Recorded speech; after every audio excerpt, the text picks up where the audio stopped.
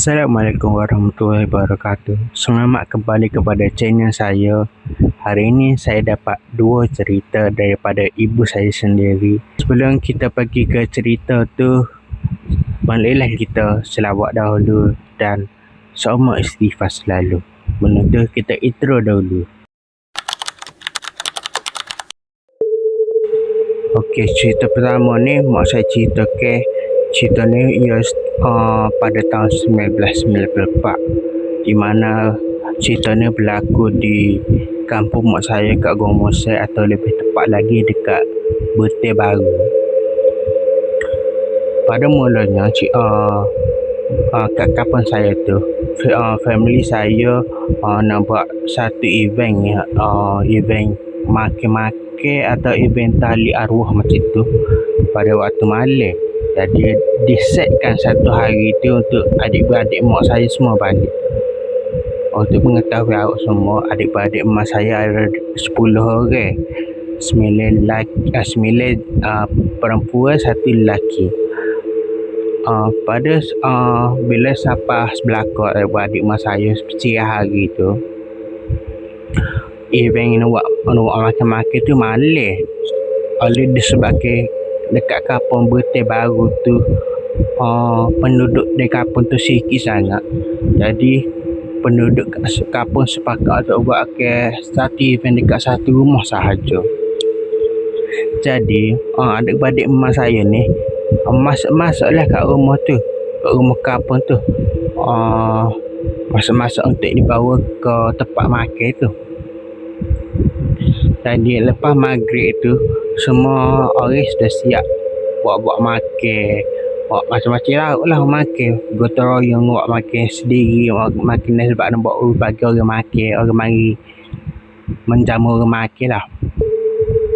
Jadi lepas maghrib tu adik-beradik masa semua pergi, sebab nak pergi kat rumah lain kena jalan dekat 100 meter jugalah nak pergi tempat rumah orang lain tu.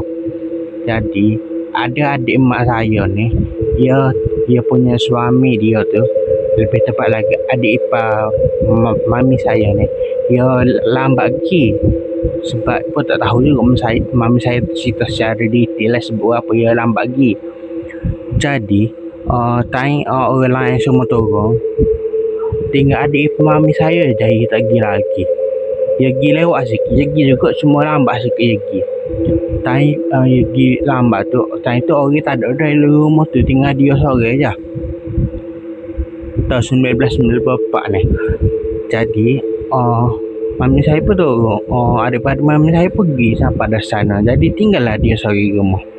Bila dia nak pergi sekali tu, dia pun turun lah bawah rumah tu, nak pergi nak pergi kat atas jalan rumah tu, kena naik tangga turun sebab rumah kayu kan tinggi. Jadi time dia nak turun tu, dia ada bunyi suara. Nanti saya akan letak suara tu, dia akan bunyikan. Mami saya buat dah suara gitu. Macam tu lah bunyi dia. Contoh suara yang macam tu. Jadi adik ipar mami saya, dia tak nampak satu sosok gula-gula. Ya, dia tak nampak figure dia secara lengkap sebab tepi rumah kampung saya tu gelap padahal. Memang gelap. Lepas tu dia pun tengok sama-sama putih lagu tu. Dia tak nampak secara fizikal, dia nampak macam siluet lagu tu. Dia pun terkejut lah. Dia pun tu lari unggah. Nak kata lari dia kata tak sangat, cuma berjalan dengan cepat lah. Dulu dia pun gila siapa dekat event tempat makan tu. Itulah cerita pertama. Okey, cerita yang kedua ni pula menceritakan bahawa dalam kampung mak saya tu juga, dalam rumah tu ada atuk saya, nenek saya dan mami saya. Pada satu hari ni, mami saya pergi lah kat belakang rumah nak pergi buat apa tak tahu, pergi kat dapur rasanya. Mami saya pergi, mami saya pun nampak ada seekor ular hitam panjang dekat 1 meter. Dia duduk belika belakang rumah. Dia jalan straight je belakang rumah. Lepas tu kat mami saya lah kata saya, abah tu nampak ada ular seekor hitam panjang.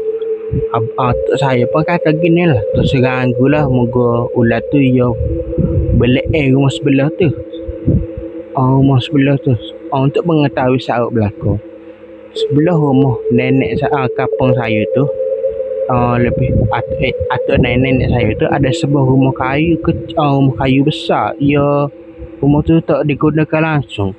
Memang terbiar lah. Anak-anak ia pun tak tahu di mana. Jadi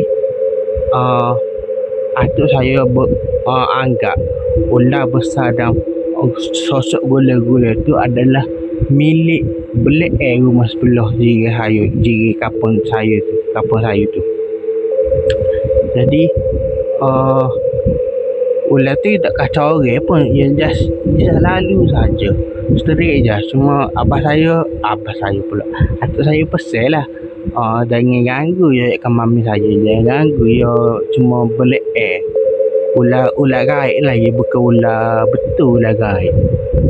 Cerita kisah yang kedua ni ringkas je tapi penuh tanda tanya. Kerana ular sepanjang 1 meter tu warna hitam lagi, hitam bersinar, kerana ia boleh lalu dekat belakang tu dengan panjangnya. Macam tu lah ceritanya. Okey, menarik kan cerita hari ni kan. Cerita ni yang cerita dua cerita yang mami saya cerita pada tahun 1994. Satu lah cerita pertama, cerita kedua saya tak tahu bila tahun dia tak spesifiknya. Jadi cerita ni pasal belek sebelah rumah lah. Ya mengganggu tapi mengganggu adik mami saya seorang. Jadi bolehlah tekan like, komen, subscribe dan Assalamualaikum.